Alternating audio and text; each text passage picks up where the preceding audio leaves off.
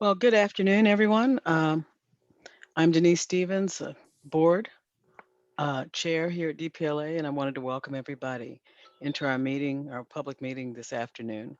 We have, I think, a very interesting agenda and hope we find a meeting to be informative.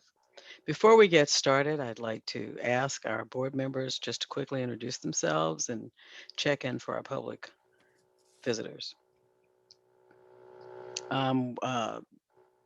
Sound off. Jennifer, let's go first. Hi, I'm Jenny Lee. I've been a board member for 6 years, and I am the CEO of a literary studio called Plimpton that does a lot of stuff with libraries and other innovative digital publishing projects. I will go next. I'm Felton Thomas. I'm the Executive Director and CEO of the Cleveland Public Library, and I've been on the DPLA board now, I believe, maybe 2, maybe 3 years.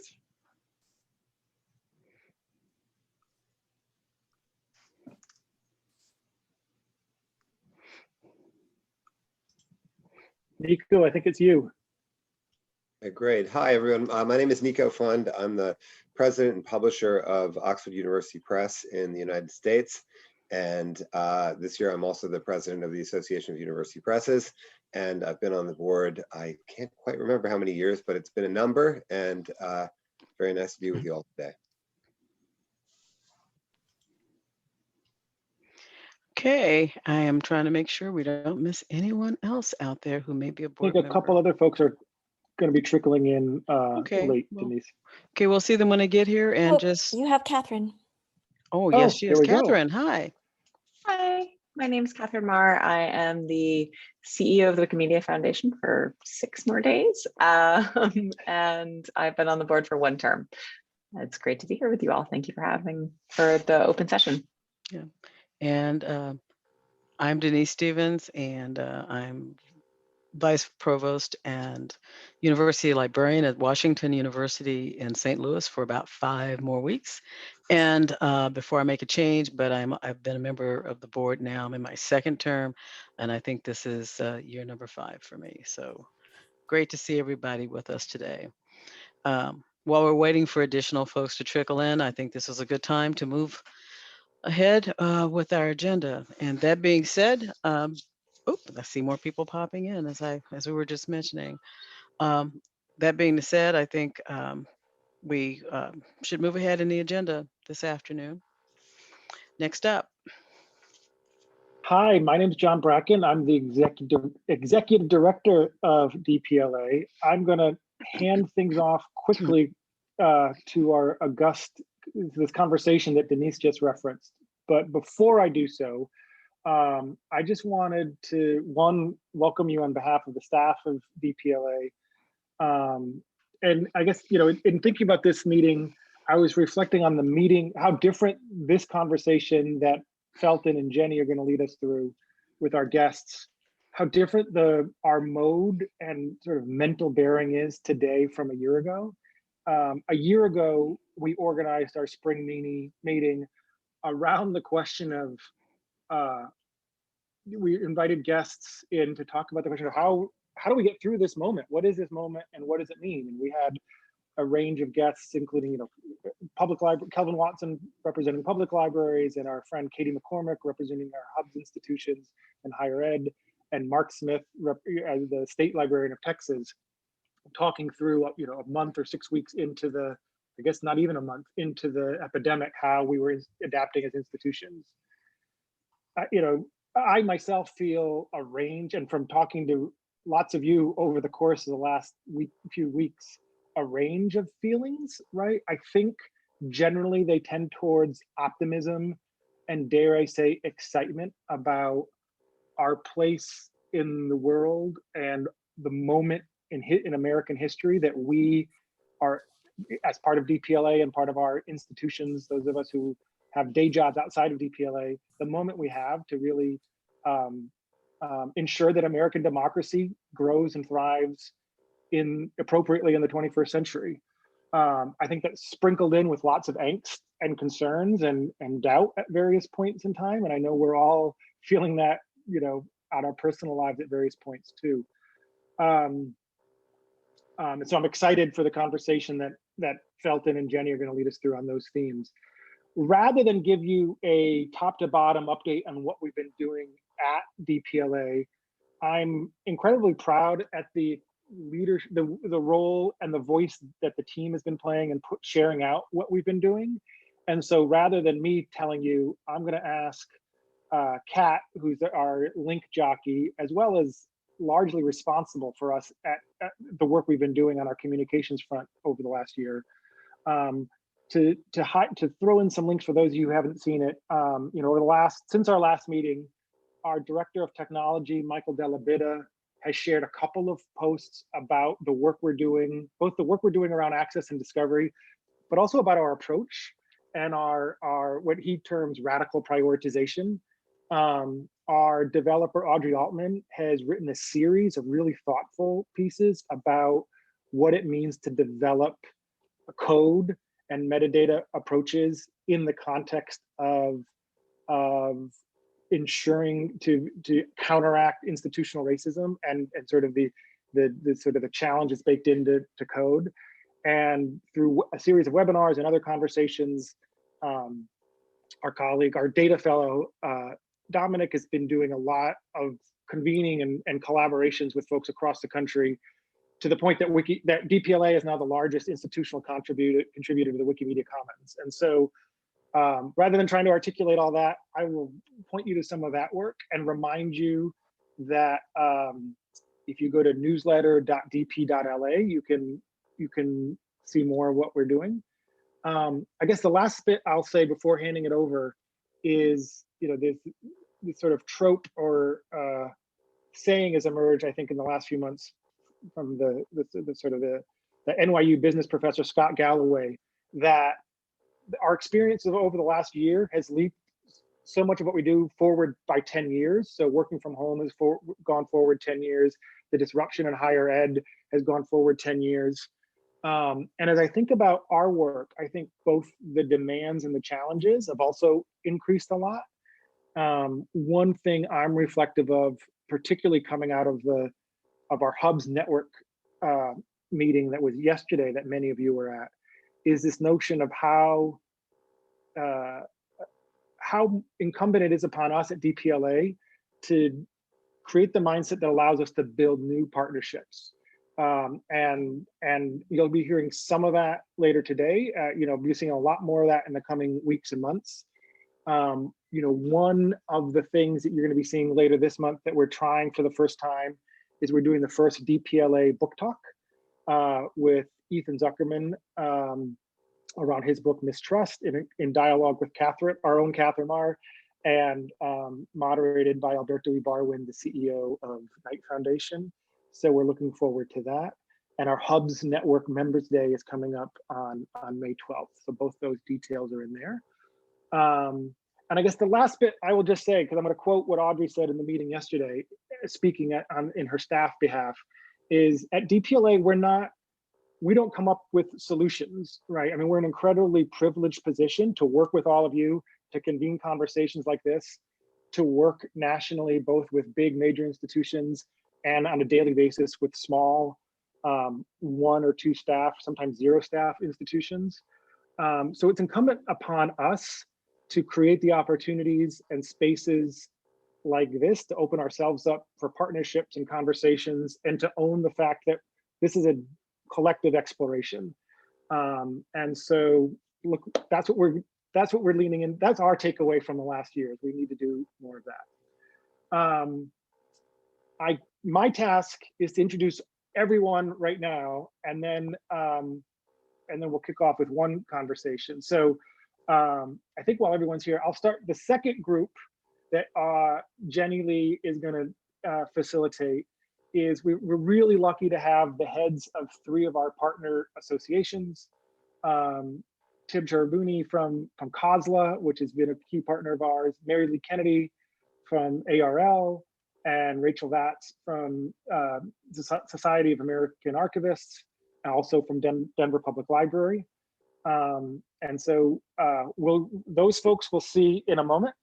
Our first conversation, our very own Felton Thomas, also the CEO of Cleveland Public Library in his day job, is going to kick off a conversation with a longtime DPLA friend and ally with his Kansas City Public Library hat, and for the last year at IMLS, Crosby Kemper. Crosby, all of our external guests, so glad. Thank you so much, all of you, for being here. And I am now going to turn the mic over to Felton, and the rest of us will fade into the background while you two chat. All right, well, thanks, John. And Crosby, much thanks for you for joining us today, because we know you are very busy and you're working on a lot of things, and IMLS is working on a lot of things right now. Great to be here. I just wanted to, the purpose of this conversation is really to talk about the horizons we see, the positive growth and changes that we can see on the horizon. And you know, in our conversations, we talk a little bit about what you see as the positive. So we'll get there. But I wanted to take the first few minutes for you to talk to us a little bit about that transition for you moving into the role of the director of IMLS from a public library job as the director of Kansas City, and a little bit about IMLS and things that maybe we don't know about IMLS that you want to share with us. Well, I moved from the Kansas City Public Library here in the Fair Midwest, and here I still am in the Fair Midwest in my basement, conducting the business of the citizens of the United States from my basement in Kansas, my home in Kansas City, because we're 100% virtual at this point, and have been since March 15th of last year. You know, the difference is obvious in one way. You know, I've gone from being very concerned with one community to being concerned with all our communities and how libraries and museums, zoos and botanical gardens, aquaria are doing and are affected and affecting. So that's a big difference. So I was interested in a lot of this before through the Urban Library Council, through Shelby Schools, Healthcare Libraries and Broadband Coalition, and various things I did for the ALA. But the big difference, of course, is being involved in the federal government. It is its own unique place in the world with all the regulatory issues. And my next meeting will be somebody trying to explain the 39th different system that I have to access to be able to hire a particular position. And so that, you know, the bureaucracy is alive and well here. Though I do want to say what I did with $20 million in Kansas City, our budget, the Kansas City Public Library, with FTEs of close to 200, we're giving away this year $500 million over the 12-month period that includes the CARES Act and ARPA, $500 million with 65 employees. We should have 70, but hiring is very slow in the federal government. So 65 people giving away our $500 million from basically from March to this May or June. Well, obviously you're at home. So how has the pandemic affected the organization? And in the transition to a new, during this period, there's a transition to a new administration. Yeah, so that of course is interesting. The Trump administration, and we had some conversations about this when they appointed me.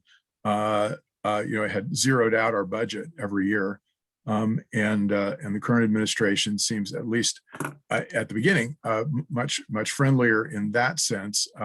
Not only did they approve the existing $255 million budget for us, but we appealed. There's a process where we're able to appeal for more money, and they threw another $8 million in. That's what's called the skinny budget, and Congress will do whatever it wants to with that budget. So it's not a done deal. But to the extent that we've had engagement with the current administration, they're very interested in the arts and humanities. They're interested in the cultural agencies. They're interested in the IMLS. They know who we are, which is good news, because one of the problems for the IMLS is, of course, and it's a little, even though we're a little bit larger in terms of funds than the NEA and the NEH, our brand is perhaps less well known. I always like to point out to people that the one national television mention of the IMLS was Toby on the West Wing, who used us when he was talking to Sam on the West Wing as an example of a meaningless federal agency, and even got our name wrong. So we have a branding issue, as I've discovered, but we also have a lot of friends on Capitol Hill, and bipartisan friends on both the Republican and Democratic side, and that's very helpful, and particularly interested in the library world. Well, you talked about that you're going to have this $500 million budget, which, like you said, is going to be 1 year, and it's not going to be like that in the future. Yeah, it will come back down. But you do, there are a lot of needs in the library world, especially after COVID. What's the focus? Well, so our focus has been on meeting pandemically related needs, and really three things are going on, maybe four, that were highlighted last year and remain highlighted this year. The pandemic, of course, the racial protests, general feeling that inequality is too high in this country, and we need to do something about it. And then of course the economy. And though I think we're righting the economy as we speak, there's lots of good news about that. It's still a major issue. There's still high unemployment, et cetera. So they gave me the job, and then they gave me these four crises. So I felt particularly personally grateful for all this crisis. It made the job more meaningful, that's for sure. But we're focused on those things in the agency. We're focused on helping as immediately as we can. You're going to see the $200 million that we just got out of ARPA, about $178 million of that is in the Grants to States program. And we are going to turn that around about as fast as we've ever done anything. Terry DeVoe tells me that we may get some of it out next week. And that's actually pretty remarkable. So we're focused on helping immediately, I'd say is the most important thing. And then the second, and this is more of an ongoing thing, this is about the future of libraries and the future of museums, is I think we're going to be more focused on what we call in the agency social well-being, the questions of equity and injustice, the questions of the achievement gaps in the country, and the historical gaps in the equity of the way government in particular has treated various citizens. That I think will be a very big focus. And the digital side of that, of course, has been highlighted during the pandemic. So you mentioned it, but I know this is something you've been working on for a very long time, 15 years at least, on digital and digital equity and digital inclusion. What's the role of IMLS in that, and how do you see what, as we look in the future, because obviously COVID spotlighted the gigantic inequity that's out there. How do you see it moving forward? Well, I think there's good news in all of this. And the pandemic highlighted number one, the pandemic highlighted the role that libraries play in crossing the digital divide. It highlighted the importance of the digital divide of connectivity and beyond connectivity, use of the internet for telehealth, medicine, community information, educational resources, job skill development, job searching, resumes, the whole panoply of developing skills in the modern world, contemporary world, has been highlighted. The virtual world has been highlighted, and I've been involved in this since Google Fiber came to Kansas City, and therefore I became an instant expert. I put that in quotes.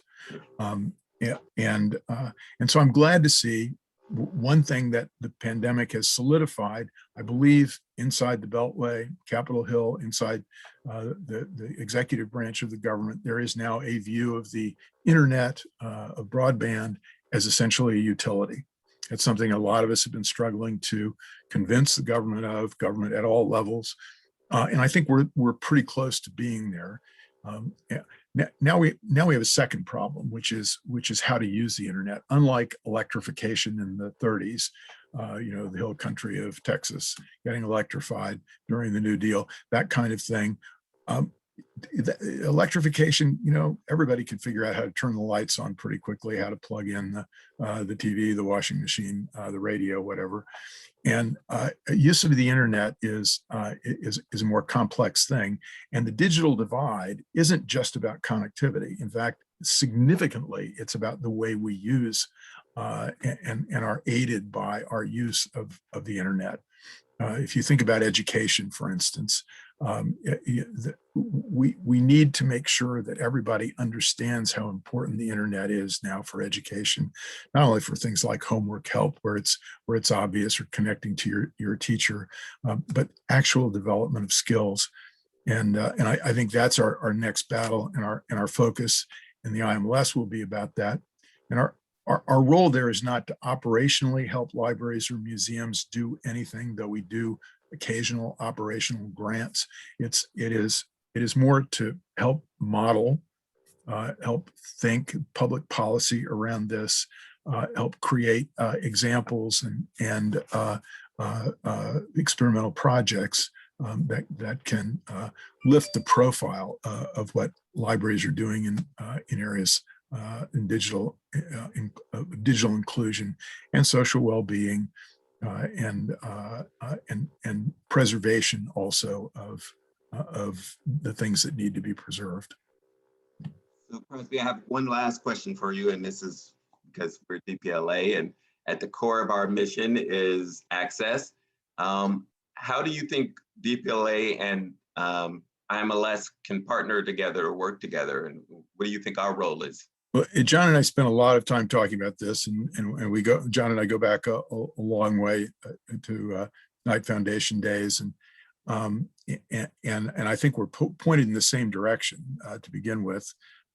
I think the key thing is an extension of what I was just talking about, which is the uses for equity, and equity is a big abstract word, and really it means helping the people who need help, the people who've been left behind, the people who are in places where it's hard to get to the center of our community in all ways. And the internet is really important to this, and the DPLA is an open source and focused on these issues becomes even more important post-pandemic. I think it's been important in the pandemic for sure, more important, and post-pandemic even more so. But the focus, I think, needs to be not just on openness. That is really important, and that's a core thing, but openness for who, and who is going to use it and how. And I think that's a focus that we will have at the IMLS over the next 3 years, is trying to help raise consciousness around the equity issues with regard to use of the internet in libraries in particular. Thank you, Crosby. Wonderful. We did get some questions from folks. That one of the things that they wanted you to know is the libraries are more than willing to do whatever it takes to make sure that we are putting IMLS out there to the community and getting your name out there in a positive way. So we're all supportive, and thank you very much, and good luck as you move forward.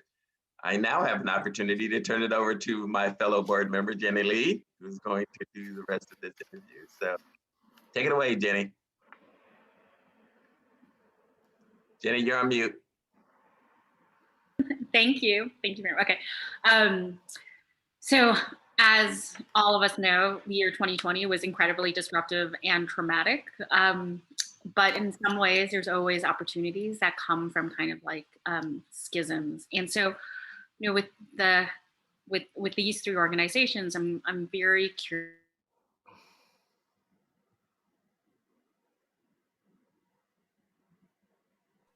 Oh man, Jenny and her Montana, just as we were talking about internet access, Jenny and her rural internet access lit out. My goodness. All right, I'm gonna stand. What did your community learn from, COVID to the political climate, with sort of the contrast of like what is fact? Jenny, we're losing you. Can you just turn off your video to see if that improves the situation?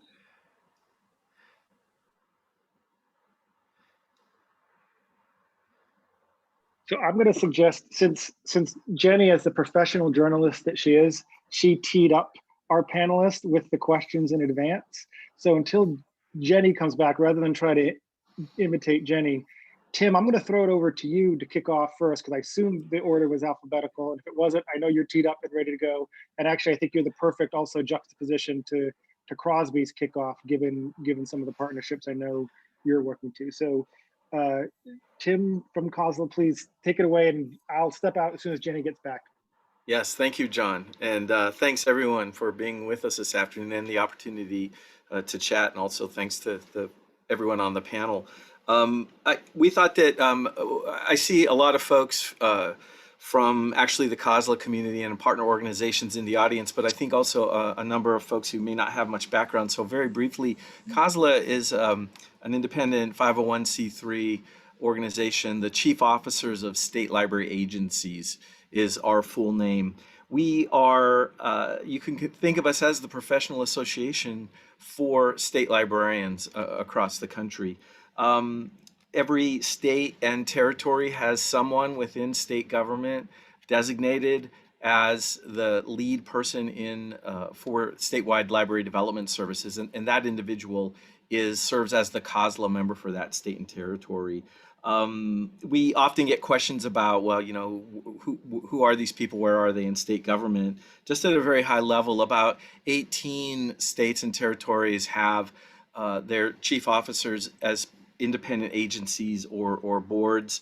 We have about a quarter of them are situated in the Department of Education. About another quarter of them are situated in the Secretary of States. We have a few who are parts of Department of Cultural Resources or the legislative branch generally. And we actually have 5 COSLA members who are state library agencies that are actually public library systems. That's Hawaii, the District of Columbia, and the 3 territories that are members of COSLA. So as you might imagine, there are quite a bit of differences across the country as to how state library agencies operate, but there are some unique characteristics and some common threads. Probably the common thread across every one of them is that they have a reach into all of the public libraries in their state and territory. In some states, there's also reach and purview over academic and possibly K-12 libraries as well. All of them are very uniquely positioned members of state government. They're kind of at the intersection of what's happening locally in the state, regionally across the states that they work with on a regional basis, and then they have direct contact into the federal government as well. COSLA itself as an organization functions as an independent voice for them. We can speak to some things that our individual members may not be able to, and we certainly can speak to things on the collective basis. Our emphasis is really on supporting the agencies and maintaining key resources or key relationships on their behalf and addressing matters that are of national interest across the board. So when we think about 2020 and when Jenny had the prep conversation with us, we really wanted to kind of look at, in one way, what are the lessons of 2020? And an important one for state library agencies was really around the question of considering what type of organizations the state library agencies are themselves and what it means to be supporting organizations, public libraries specifically, that often describe themselves as community anchor institutions. And of course, the state library agencies are, as I mentioned, part of state governments. So some of the questions that came up were really practical. Things like, well, when do we close and when do we reopen? There's a lot of concern around the well-being of staff and patrons. And I'm not just talking about physical concern, protection from the virus, but also economically and personally. What does a library closure or a library with a vastly different set of services mean for both its staff and its patrons when you look across all elements of that? How do public libraries in particular maintain visibility and communications while things are in flux? Some other really practical questions raise themselves right away, like, are there the right relationships across the state government to really leverage them in a way that's going to benefit the libraries? how, do you know your state government colleagues? There were definitely times throughout the year and circumstances driving the pandemic where if you had a great relationship with individuals across your state government that were involved with emergency management, you might have had a leg up on some other situations where that relationship was not already in place. But so a lot of practical questions, also some very philosophical ones, and some ones that were very challenging for state librarians to consider. How do we effectively advocate and communicate in chaotic times like these when we're not the decision makers, but rather we're positioned at that intersection that I described before? How to influence, which is something that we talk about and is a part of a lot of leadership training programs, really has come to the fore in the last year. And, how do we address, taking this to some of the other things that were happening in our society, how do we address and promote libraries' role in some of the other major issues, supporting democracy, equity, diversity, and inclusion? And I'll come back to that last point in just a moment. I think a very important thread throughout 2021 was really just a focus on the services that public libraries were offering in particular, and what is the future of those services. There was a lot of adapting. That's not a surprise to anyone. Access was certainly a challenge, but there were a lot of winners that emerged through 2021. I'd put in the winners category ebooks. Certainly, there was a growth and an expansion of how public libraries served out ebooks. Devices, hotspots, Chromebooks, things that helped with access were very important and winners. I think programming was an area where a lot of public libraries experienced positives. They were able to reach more people through some of the virtual programming that was done. True, it didn't have the same touch, but as the year progressed and as folks got more and more adept at this, we learned ways that virtual programming could. And then there were other types of services like drive-through services, outdoor spaces in libraries, and mobile services, things that I think are going to be staying with public libraries as they move forward. I mentioned that, we were able to, in this year, and required to, I think, put a spotlight on, think about the spotlight that's been on racism and equity, diversity, and inclusion. COSLA itself had a very active group focused on equity, diversity, and inclusion for a number of years, but we took some of the time that we might have been meeting in person or traveling or otherwise occupied to really dive in with the COSLA members on equity, diversity, and inclusion topics. And throughout the fall, we engaged in a series of sessions of different ways with a consultant and some partners to really look at the EDI question as it related to COSLA. I'm really pleased that we came out of that with a set of 4 core commitments, and there's a very strong desire on the part of COSLA members not just to come out with a statement and let it rest, but how can we act upon this statement? We have a lot of materials on our website about COSLA's EDI work, and the point that I want to make here, and that I maybe we'll have a chance to talk about also moving forward, is that a key part of the work that we did in the fall was not only describing what our core commitments are in this area, but developing a maturity model that will show us, we did this with the help of our consultants, where we think we are now in these core commitments and how we can progress through more deeper stages and make progress on all of these different areas of core commitments. The last thing that I wanted to mention is that we definitely also throughout the year had a lot of opportunity with some amazing federal funding that came the way of state library agencies through the CARES Act and now through the American Rescue Plan Act. It's really unprecedented what is flowing to IMLS and through the Grants to States program that Crosby mentioned, also to the state library agencies, and also funding that's going to be available for discretionary granting from IMLS. We're gearing up for a lot of activity there. We just recently completed a survey of COSLA members with IMLS's help. At this early stage, at a very high level, where do you see deploying the funds that are coming through the American Rescue Plan Act? And just at a high level, we're going to see a lot devoted to connectivity. We're going to see a lot devoted to digital inclusion support.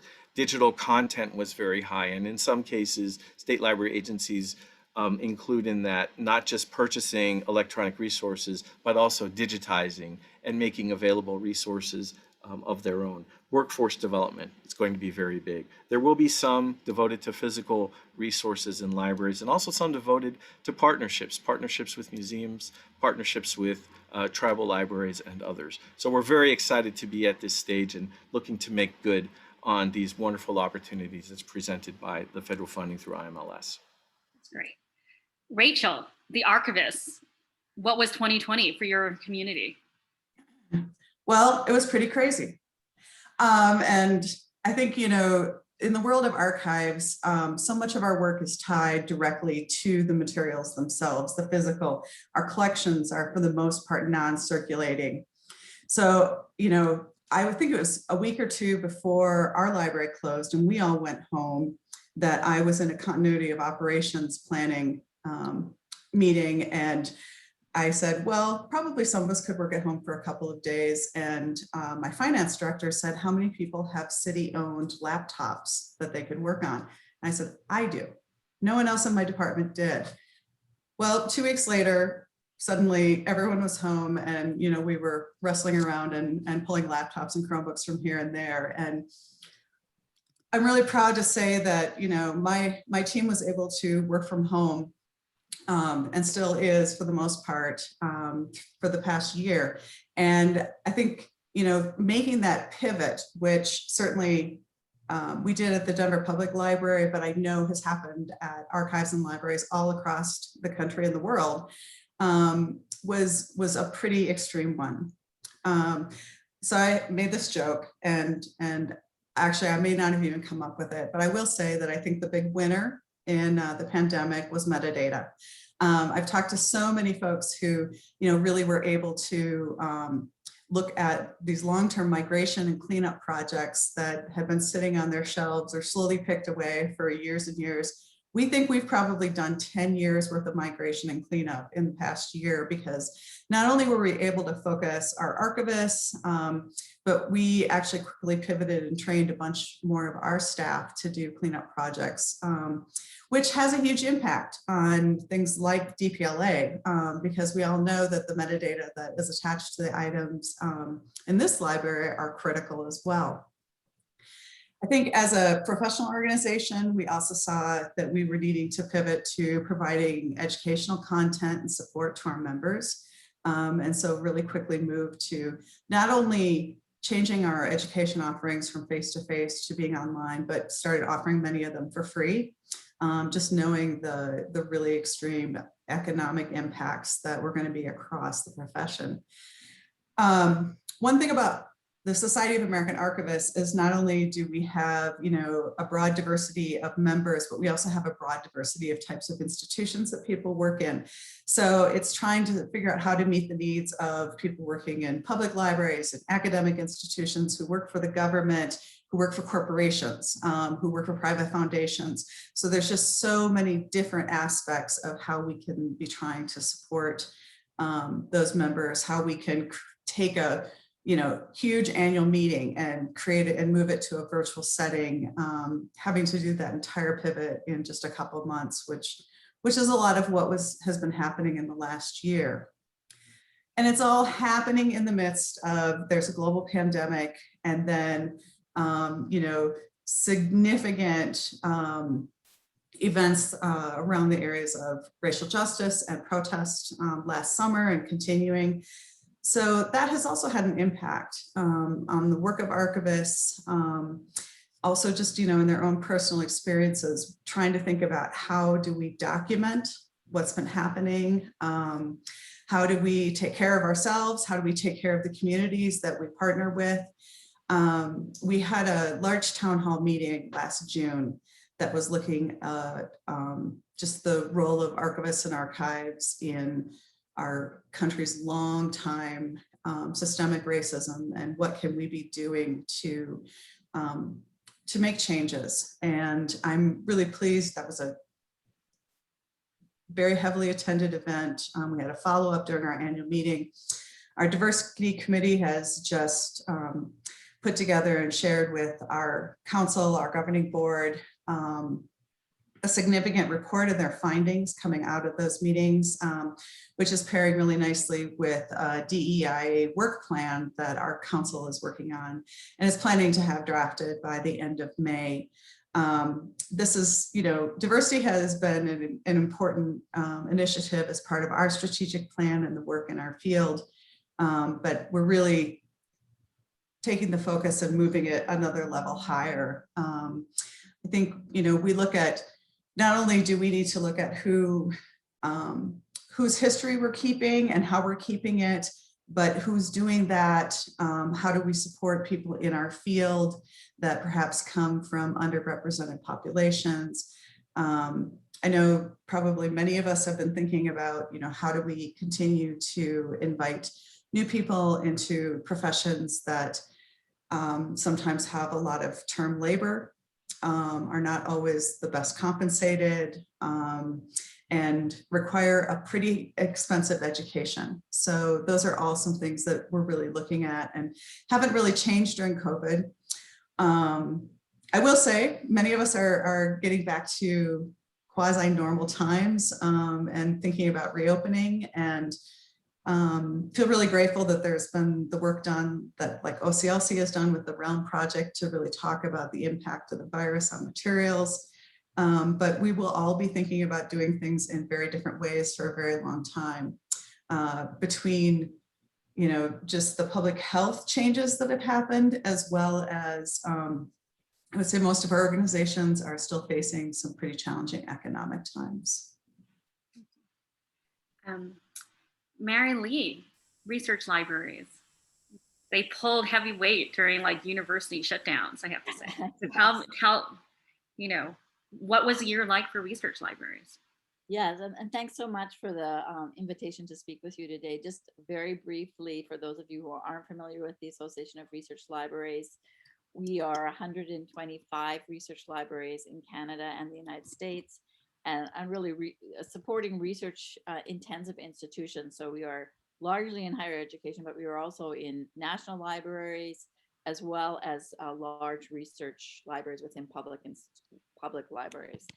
Just to give you a flavor, what we do is really at the intersection of institutional policy and practice, public policy and practice, and then what's changing in research and learning. So our focus is on how research libraries are advancing the mission of research and learning. So we center scholars and scholarship.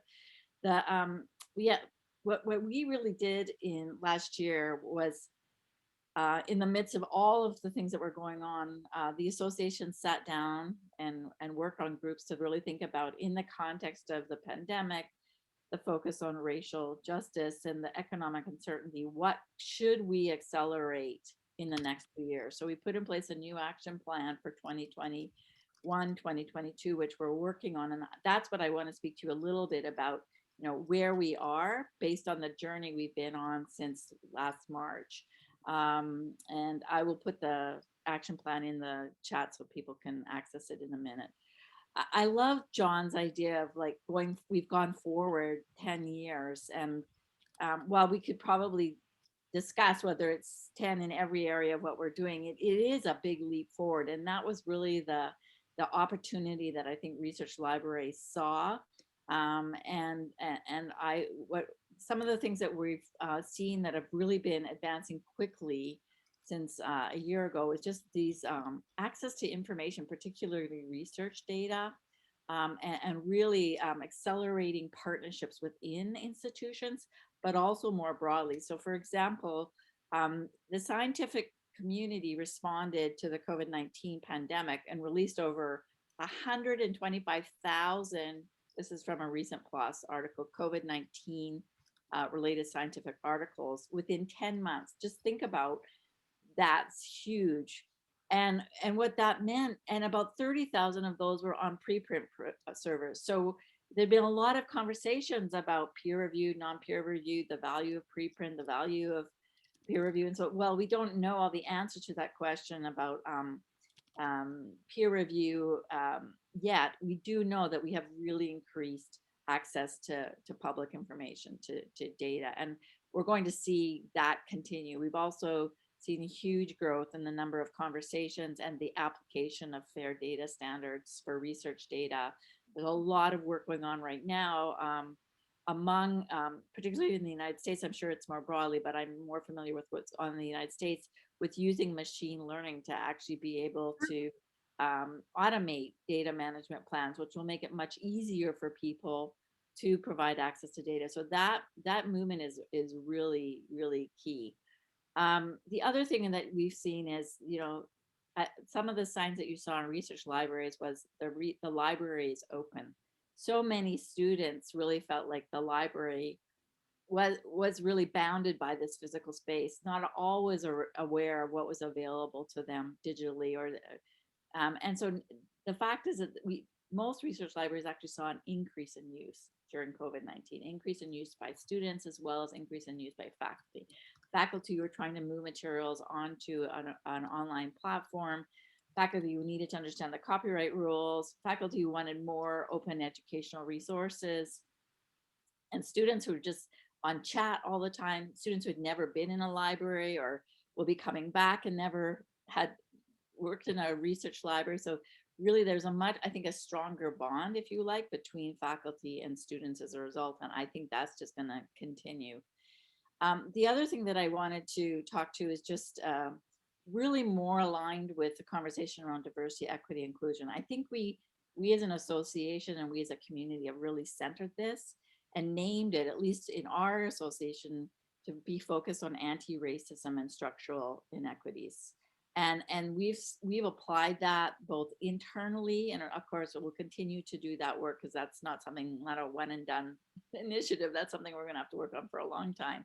But really internally, we had a structural equity and inclusion task force from the board that looked at our governance policies and practices. We're going to be looking this year more specifically at our management practices, and already adjusted sort of our hiring practices and our talent management work. And I think you're going to see more of that. We've also looked at everything that we're doing. So all the priorities for our action plan have been reviewed through the lens of diversity, equity, inclusion, and more initiatives around like equity in publishing, equity in terms of how we engage with our communities in collection development, how we look at bias in the way that we apply metadata, all of that. The focus of our diversity and equity and inclusion programs for diverse scholars and fellows is I'm very thrilled about. This is really not only on like how do we help these individuals thrive, but really how do we make the organizations they're in less harmful to them, and really get to the essence of belonging and inclusion. We've also received, thanks to Crosby Kemper IMLS, we received funding for a diversity institute, which is going to focus on how do you scaffold culture so that we actually live by those principles, so that we actually can address the structural inequities in research libraries themselves. And so that's going to be a real thread through everything we do. And just lastly, I think that, like, everybody says a good crisis is an opportunity. I do think that it has changed the way we're going to work forever, at least until the next something happens. But I think we've become much more agile as a workforce. We're more open to innovation. The fact that we can say things like we're 10 years ahead, those kinds of opportunities have created many innovations. And what I love about this is the fact that I think our research libraries, for the things that maybe felt like they were in our way, we don't feel like that anymore. Like, we're more open as a culture to look at them. So I think it is an exciting time ahead. It doesn't mean we're through all of this. We're about to have our first association meeting in the spring, which is going to focus on like taking note of where we are. And then in the fall, we'll look at, okay, and where do we want to go next? So it's a journey. And welcoming you back, Crosby, who is going to join us for the Q&A. One question that I have, and anyone here can jump in, which is how the last year raised the perception and the profile of libraries and librarians within their community. For example, there are all those photos of the kids, who drive to the parking lot and in order just to get Wi-Fi, like what kind of recognition did communities have for the roles that libraries played, like actively? Well, I'll take a shot at that. I think information in a world in which is entirely virtual, it changes, and it's a lot harder to get information, a lot more necessary to get information virtually during a pandemic and protests and economy failing, et cetera. And I think libraries as the sources of information and as the guides and navigators of information, of more complex information, become that much more important. And the loss of the physical space of the library is important to the community in a lot of ways. So I think the felt importance of libraries increased. Now, I agree with much of what's been said about the post-pandemic future being different. And I also agree that there's an increase, right? And I've stated this over and over again, there's an actual increase in the digital divide from what's happened in the pandemic. And post-pandemic, that will still exist. And libraries finding a way to get over that digital divide will be a very important role. It's very important that we highlight that role to folks in state legislatures and in Congress and in the media. But I think our profile has grown fairly dramatically because of the response to the pandemic. Well, and I think Crosby made a really critical observation about the library's place. And this is more my hat of being part of a large public library. Our space is not being available for people who really truly need a place to be, need a place to get water to drink, need a restroom to use. That's been really, really felt over the last year, and it's challenging. I've been part of our reopening committee for the last year, and knowing that even when we reopen, for some people, we're not opening for the thing that they most need, which is literally just a place to be. Because we have started reopening. Actually, about 9 of our branches are open. We have the rest opening next week, except for our central library.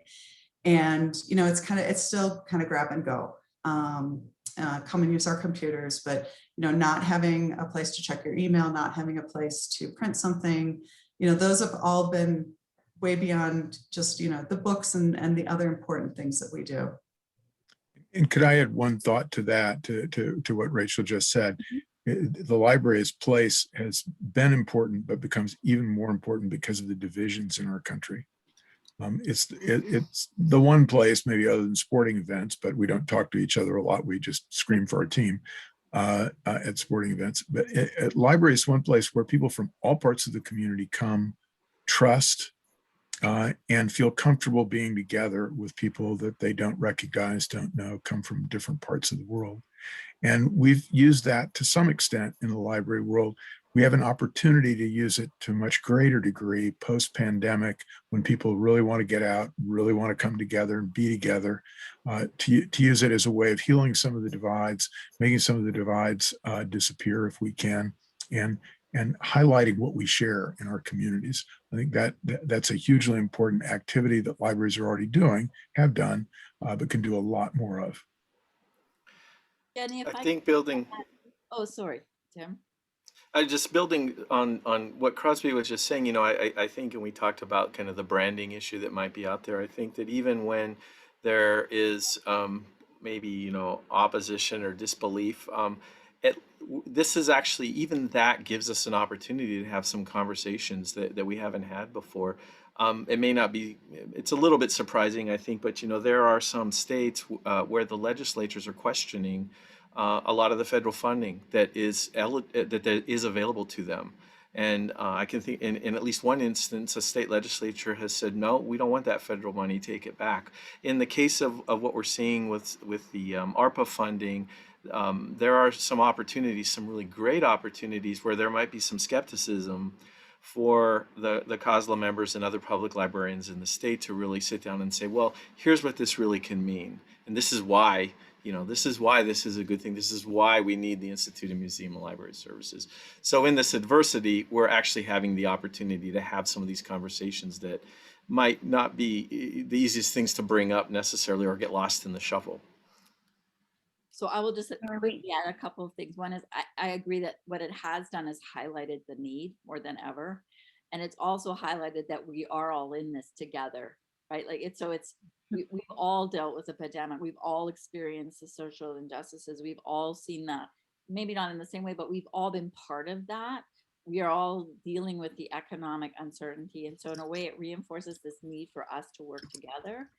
And with the research libraries, particularly those that have a public role, I think that's become much more heightened in awareness. So many research libraries actually did lend out equipment, you know, computers and hotspots. They've actually built these stronger relationships with the community in terms of the digital literacy, the actually how to not just turn the hotspot on, but actually what to do with it and where to go. And I think the other thing that I've seen, there's a lot of archiving projects underway with COVID-19. So how do we actually come together and support those community-based initiatives? And how are we going to co-create together? Those are new models that I think we're going to be working through. And I think that's really exciting for broadening the narrative and the understanding of our communities. That's great. Denise, close us out. Yeah. Well, you know, what an interesting and informative and imaginative conversation. So I want to make sure that we thank our guests today for joining us. Thank you to Tim and Mary Lee and Rachel for you know, sharing, and Crosby for sharing your thoughts and giving us some insights into how the work you do and the agencies that you're involved with, you know, intersect with the work we do. And I think the most interesting thing that I heard here today was some really thoughtful speculation about the future, and things really do look promising. That being said, we are exactly at the end of our time today. I want to thank everybody who participated for your questions and for your attention and your insights. And I'm going to ask at this point that we adjourn until our next time together. Thank you so much, everybody. This was a very good conversation. And just a reminder for those of you who missed anything and those of you who are asking,